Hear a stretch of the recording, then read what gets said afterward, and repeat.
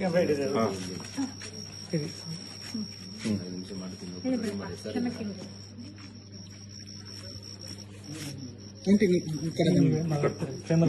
ಮತ್ತೆ ನಾನು ಬರ್ತೀನಿ ಫ್ರೇಮಲ್ಲಿ, ನಿನ್ ಫ್ರೇಮಲ್ಲೇ ಬರ್ಬೇಕು ನಾನು.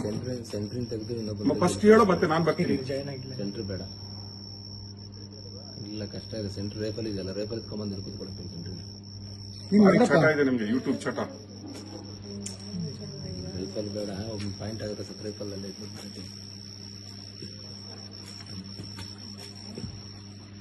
ಲೊಕೇಶನ್ ಕಳ್ಸ್ಕೊಡಪ್ಪ. ಇನ್ನು ಜಾಯ್ನ್ ಆಗಿಲ್ಲ, ಹೋಗ್ಲಾ ನಾನು ಮಾತಾಡ್ಲಾ? ರೆಕಾರ್ಡೆಡ್ ಇರುತ್ತೆ. ರೆಕಾರ್ಡೆಡ್ ಇರುತ್ತಾ?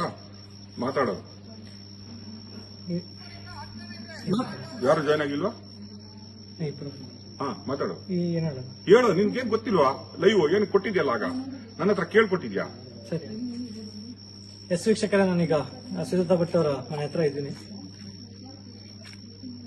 ಇಲ್ಲಿ ಆಗ್ಲೇ ನಾನು ಹೇಳ್ದಂಗೆ ಮೀಡಿಯಾದವರೆಲ್ಲ ಬಂದು ತೊಂದರೆ ಕೊಡ್ತಾ ಇದಾರೆ ಅಂತ ಹೇಳಿದೆ. ಬಟ್ ಈಗ ಅಲ್ಲಿ ಏನ್ ತೊಂದರೆನೂ ಆಗಿಲ್ಲ. ಕೆಲ ಮಾಧ್ಯಮಗಳು ಹೇಳಿದೆ, ಸ್ಯಾಟಲೈಟ್ ಮಾಧ್ಯಮಗಳ ಹೆಸರು ಹೇಳಿದೆ. ಸೊ ಅವ್ರದ್ದು ಇಲ್ಲೇನು ತಪ್ಪಿಲ್ಲ, ಅವ್ರಿಗೆ ಯಾವುದೇ ಥ್ರೆಟ್ ಇಲ್ಲ. ಅಂಡ್ ದೆನ್ ಈಗ ಸೇಫ್ ಆಗಿದ್ದಾರೆ. ನಾನು ಎಲ್ಲರಿಗೂ ಸಾರಿ ಕೇಳ್ತೀನಿ. ಅಂಡ್ ದೆನ್ ಕೇಸ್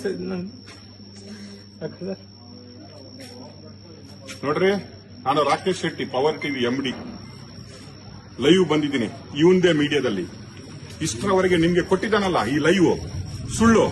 ಆಗ ಲೈವ್ ಅಲ್ಲಿ ಬಂದು ಹೇಳಿದಾನಲ್ಲ, ಥ್ರೆಟ್ ಇದೆ ಸುಜಾತಾ ಭಟ್ರಿಗೆ, ರಾಕೇಶ್ ಶೆಟ್ಟರ ಪವರ್ ಟಿವಿಯಿಂದ ಇಲ್ಲಿ ಥ್ರೆಟ್ ಆಗ್ತಾ ಇದೆ ಅಂತ ಬೊಗಳ್ತಾ ಇದ್ದಲ್ಲ, ಇವನೇ ಇಲ್ಲಿ ನಿಂತ್ಕೊಂಡಿದ್ದಾನೆ. ಇಲ್ಲಿ ಪೊಲೀಸ್ ಅವರು ಇದ್ದಾರೆ, ಎಲ್ಲ ಇದ್ದಾರೆ.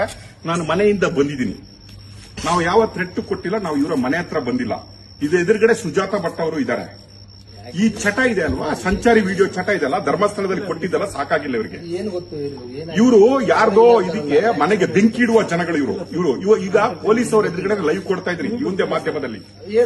ರಾಕೇಶ್ ಶೆಟ್ಟರ್ ಥ್ರೆಟ್ ಇದೆ, ಸುಜಾತಾ ಭಟ್ರಿಗೆ ಏನಾದ್ರೆ ರಾಕೇಶ್ ಶೆಟ್ಟಿ ಪವರ್ ಟಿವಿ ಕಾರಣ ಅಂತ ಕೊಟ್ಟಿದಾರಲ್ಲ, ನೋಡಿ ಇಲ್ಲೇ ಇದ್ದಾನೆ. ತೋರ್ಸಪ್ಪ, ನಿನ್ ಮುಖ ತೋರ್ಸು. ಈಗ ಹೇಳಿದ್ದಿಲ್ಲ ಥ್ರೆಟ್ ಇದೆ ಅಂತ, ತೋರ್ಸು ನಿನ್ ಮುಖ ತೋರ್ಸು. ಪೊಲೀಸ್ ಅವರು ಇದಾರಲ್ವಾ, ನಾಚಿಕೆ ಆಗಲ್ಲ ನಿನ್ಗೆ? ಮಾನ ಮರ್ಯಾದೆ ನಾಚಿಕೆ ಆಗಲ್ಲ? ಮಾತಾಡಬೇಡಿ. ಯಾರ್ದೋ ಲೈವ್ ಕೊಡ್ತೀರಲ್ಲ, ಇದೇ ನೀವು ಶಬಾಷ್ ಶಬಾಷ್ ಅಂತ ಕೊಡ್ತೀರಲ್ಲ, ಇವನು ಹಾಕುವ ವಿಡಿಯೋಗೆಲ್ಲ ಸ್ವಲ್ಪ ಮನೆ ಹಾಳು ಮಾಡುವ ಕೆಲಸ ಮಾಡ್ತಾ ಇದ್ದಾನೆ ನೋಡಿ. ಬಿಡಿ ಸರ್, ಸಾರಿ ಕೇಳ್ತೀನಿ ಸರ್, ನಮಗೂ ಕೇಳ್ತೀನಿ.